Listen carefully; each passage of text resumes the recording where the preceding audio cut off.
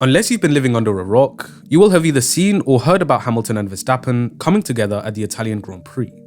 This incident resulted in both drivers retiring from the race and Max being given a 3-place grid drop for the Russian Grand Prix. This is the second time the two championship protagonists have come together in a collision this season, but we've also had a few close calls in some of the earlier rounds as well. If you look back to Imola, Portimao or Spain, the two went wheel to wheel but didn't crash into each other. However, in their more recent encounters, it seems as though every time they get close, they are more and more likely to collide. The last two wheel-to-wheel battles have resulted in either one or both of them retiring from the Grand Prix. So I asked myself, why is that the case? Well, there is an easy answer to this question. As more and more races go by, there's less opportunity for one to gain a major points haul over the other. Therefore, any advantage they can get, whether it be 7 points, 3 points, or even just 1 point, will matter to them. But it doesn't mean you need to take unnecessary risk. Let's start by quickly reviewing the on-track incidents they've already had. Starting on pole for the Emilia-Romagna Grand Prix, Hamilton lined up alongside Sergio Perez. The Brit moves over to the right to defend the Mexican, allowing a gap to open on the left, where Verstappen capitalizes and pulls alongside. On the run down to turn 1, both are going wheel to wheel. Max holds the racing line, forcing Lewis to take evasive action by driving over the sausage curbs. Hard, but ultimately fair racing on the first lap. Then there was the Spanish Grand Prix, with Hamilton and Verstappen starting first and second respectively. Heading into the first corner, Max gets his elbows out, and muscles his way past Lewis, who once again has to take evasive action to avoid a collision. The next 5 races saw Verstappen win 4, and Hamilton only finished second at best on 2 occasions. So going into the British Grand Prix, the Dutchman held a 32-point lead over his championship rival. For the sprint race, Max and Lewis fought hard on the opening lap, but Verstappen was just about able to hold him off by weaving on the Wellington straights and forcing Hamilton to go for a move around the outside at Copse. On Sunday, however, Lewis couldn't afford to miss his opportunity. If Max got away again, he knew it would be another easy win. The battle through the first few corners was almost identical to the sprints, but on the run down to Copse, Hamilton opted for the inside line and refused to back down. Unlike in the previous scenarios where he was the one avoiding the accidents, this time around, he decided to stand his ground.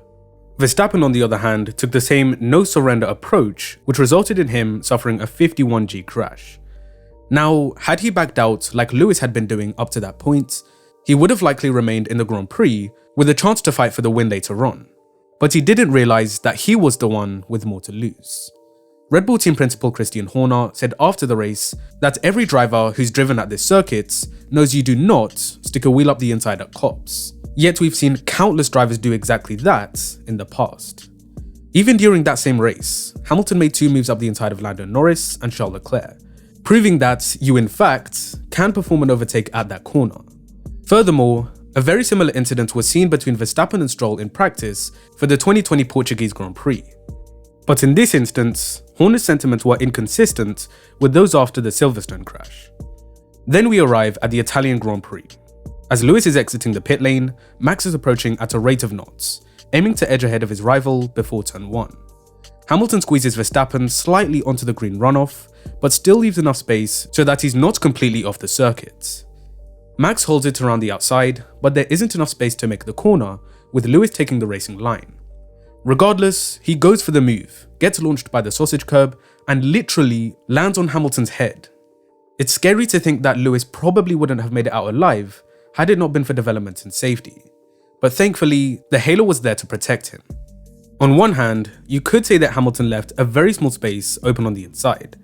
And as we know, when Verstappen sees a gap, no matter how small, you know he's going for it. Most people would attribute this to his aggressive driving style, a trait that has gained him a lot of popularity from fans.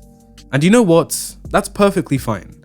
I'm a fan of drivers who take risks and show aggression in wheel-to-wheel combat.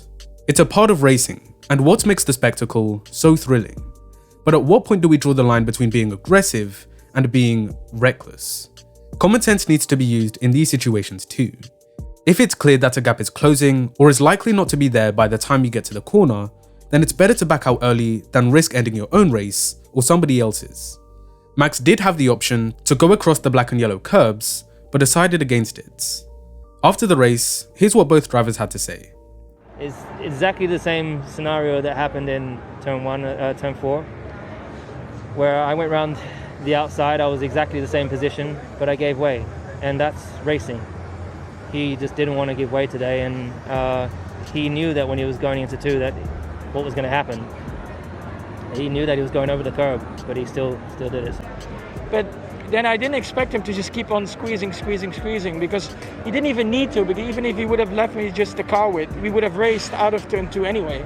I remember you saying to me that you're not going to take the risks that you have in the past. Would you consider today a risk? Well, like I said, you need 2 people to work together, right? So if one guy is not willing to work, then what can you do? It's not going to happen. What's clear to me is that one driver is practicing what they preach, whereas the other is not. On the opening lap, Hamilton attempted to go around the outside of turn 4, but Verstappen, like he said in the post-race interviews, just kept squeezing the Brit out of room. And surprise, surprise, Lewis had to take evasive action again in order to avoid another collision. He knew the move wasn't on the cards anymore and backed out before it was too late. But when the roles were reversed, Max tried to muscle his way through, expecting Lewis to just yield the position. In previous wheel-to-wheel battles Lewis has had with championship rivals such as Sebastian Vettel, there were very few times where they collided. Over the course of both the 2017 and 2018 seasons, Hamilton and Vettel made a contact a total of only 3 times, Baku and Mexico in 17 and Monza in 18. During an interview, he was also asked this question. In a tough duel at over 300 km an hour, you have to trust your opponents. Are there any differences? To which Vettel replied, "Let's put it this way, I never have any reservations about a tough duel with Lewis Hamilton." The reporter then asked, what makes him particularly trustworthy? And Seb explained, experience from the past. He has a total overview of the action and is now, not without reason, a 7-time champion. I've always made it clear on this channel that I admire Max's skill and called him a generational talent on multiple occasions. But that doesn't mean he can't be criticised when he's in the wrong, and it's the same with every other driver. I've brought up points and provided evidence to suggest that the problem lies with his overly aggressive approach when racing others. It's not a knock on his abilities as a racing driver. He does so many things better than most on the grid. But in wheel-to-wheel combat, he needs to stop taking too many unnecessary risks and start thinking more about the long game. What do you think about the on-track incident between Hamilton and Verstappen? Be sure to let me know your thoughts down in the comment section below. Please like the video if you enjoyed, share it around with your friends, and subscribe to the channel with bell notifications to keep up to date with my latest content in the future. And as always, I'll see you in the next one.